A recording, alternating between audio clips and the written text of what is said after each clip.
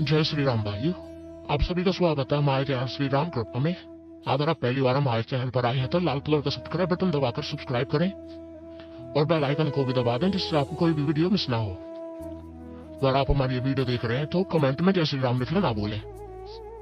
भाइयों, जब हम पूजा करते हैं, भक्ति करते हैं, तो कुछ ऐसे बेसिक होते हैं, कुछ ऐसे आम जो नियम होते हैं जिन नियमों को एक व्यक्ति पालन नहीं करता और उन नियमों के पालन ना करने के कारण हमारी जो मेहनत है वो विफल हो जाती है। हम जो भक्ति का, शुद्धि का मूल प्राप्त नहीं कर पाते। क्यों नहीं कर पाते? वो कुछ ऐसे कारण हैं जिन कारणों को अगर आप जान लें तो आप उचित रास्ते पे जाके तरीके से आपको वो सिद्धि, वो मंत्र अतिशीघ्र फलदायी होता है या फिर अतिशीघ्र वो जागृत होता है। तो कोई भी चीज है वो नियम आसन से ही की जाती है और बिना नियम आसन के बिना कोई भी कार्य सफल नहीं होता कि किस तरीके से कोई कार्य करना चाहिए। संपूर्ण उसकी विधि होती है। तो वो विधि आपको मैं बताने जा रहा हूँ कि आपको जब आप किसी भी मंत्र का जाप करते हैं, जब आप किसी भी साधना को शुरू करते हैं, तो आपको किन किन चीजों का, किन किन बातों का ध्यान रखना चाहिए।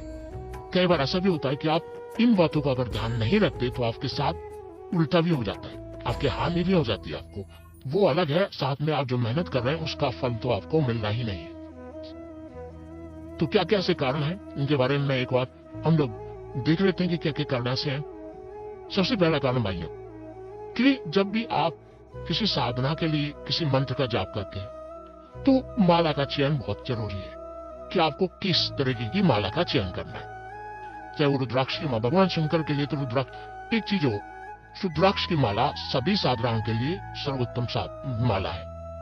तुलसी की भी होती है, चंदन की भी माला होती है। तो ये एक अलग अलग मालाएं होती हैं। ऐसा कभी आपने देखा होगा मुसलमानों को तस्बीह की प्लास्टिक की माला पे जाप करते हैं, पीर पैगंबरों के लिए प्लास्टिक की माला चलती है। तो ये चीजें ध्यान रखना है कि माला का चयन आपको, कि आप किस देवता की साधना कर रहे हैं, किस देवता का मंत्र जाप कर रहे हैं, उसके लिए आपको उचित माला का प्रयोग करना है। दूसरी बात, जब आप जप करते हैं तो आप बराबर आपको करना है।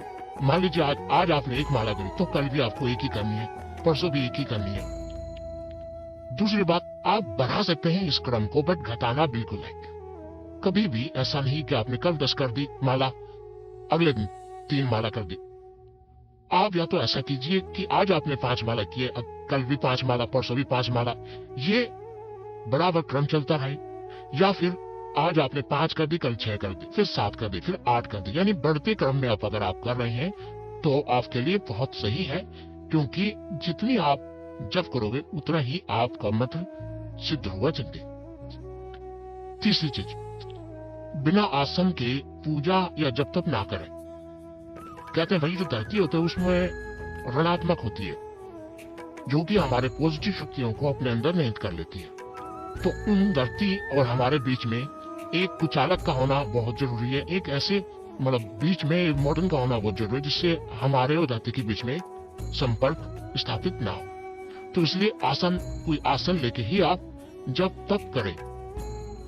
सबसे उत्तम जो होता है वैसे मानसिक जप होता है, पर मानसिक जप करने के लिए बहुत एकाग्रता की आवश्यकता होती है, जो कि आप मन में करते हैं। पर अगर मैं आपको बताऊं तो उपांशु जप आपके लिए बहुत बढ़िया, बहुत सर्वोत्तम है। किसी भी मंत्र को रटने के लिए, किसी भी मंत्र की ध्वनि को अपने चारों तरफ जागृत करने के लिए, तो आपको उपांशु जप होता है जिसमें आपके होठ हिलते हैं। वो दूसरों को सुनाई नहीं देता, मन में भी नहीं करते, आपके होठ हिलते हैं, वो उपांशु जप होता है। तो ये जब सर्वोत्तम जप कहलाता है। तो इस जप का भी आप इस्तेमाल करते हैं, होठों पर जप करें। पांचवी चीज है कि जब आप जप करते हैं तो अपना ध्यान माला के मन को पर स्थापित करें। उल्टी सीधी चीजों को तो भूल ही जाए। जब आप जप कर रहे हैं तो माला के मन को पर, जैसे माला का एक मन का आपने, मतलब माला के मन को पर आपका ध्यान स्थापित होना चाहिए, या फिर आपके इष्ट देव की फोटो पर आपका ध्यान, यानी आपके जो मस्तिष्क में आपके इष्ट देव की फोटो होनी चाहिए, तब आप जाप करें। बीच में कभी भी जाप आपको नहीं छोड़ना। कभी भी ऐसा नहीं करना कि आपने 11 दिन की सेवा तो 7वें दिन छोड़ दी, 21 दिन जो है तो 10वें दिन छोड़ दी। यानी कि जाप को बीच में नहीं छोड़ना आपको।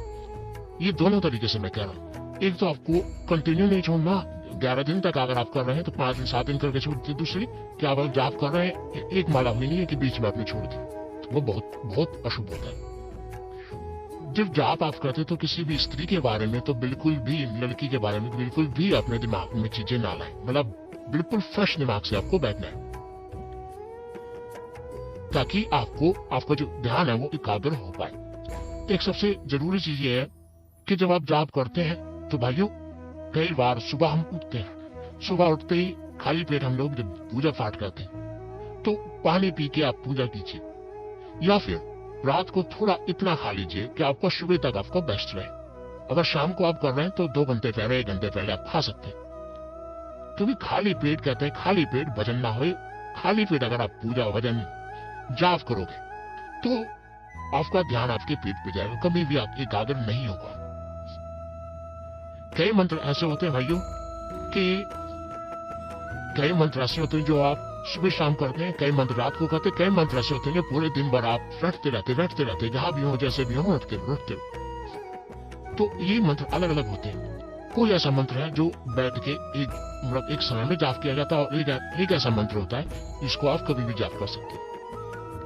ठीक है भाइयों, उसके बाद कभी भी अगर आप शुरुआत में आप किसी साधना को, किसी सेवा को शुरू कर रहे हैं तो एकदम 41 दिन की शुरू मत कीजिए। पहले 7 दिन आप ले सकते हैं, फिर 21 दिन ले सकते हैं, 11 दिन ले सकते हैं, फिर 21 दिन ले सकते हैं, फिर 31 दिन ले सकते हैं। इस तरीके से आप साधना को शुरू करें ताकि आप बीच में ना छोड़ पाए, ना कोई दिक्कत हो, ना कोई दिक्कत हो, ताकि आपको अभ्यास हो।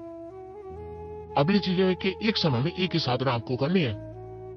ऐसा नहीं कि एक समय में आप किसी और भी साधना को कर रहे हैं। सेवा कर सकते हैं पर साधना नहीं। सेवा और साधना फर्क होता है।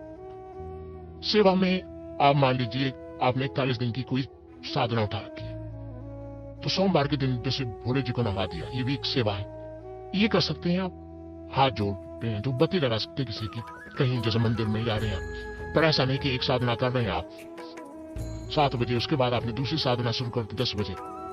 तो एक टाइम में एक ही साधना करें ताकि आपके ऊपर लोड ना पड़े, साथ साथ में आपकी साधना भी बिना किसी बाधा के संपूर्ण। तो भाई ये कुछ पॉइंट थे, ये कुछ ऐसे बातें थी जो कि हर इंसान को, हर साधक को, हर भक्ति भाव वाले पूजा पाठ व्यक्ति को पता होनी चाहिए।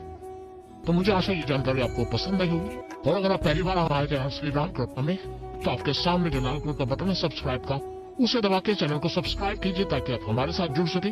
बेल आइकन को दबाइए घंटे के निशान को, ताकि जो भी हम जानकारी डालें भक्ति वक्ता से जुड़ी वो सबसे पहले आपको प्राप्त हो।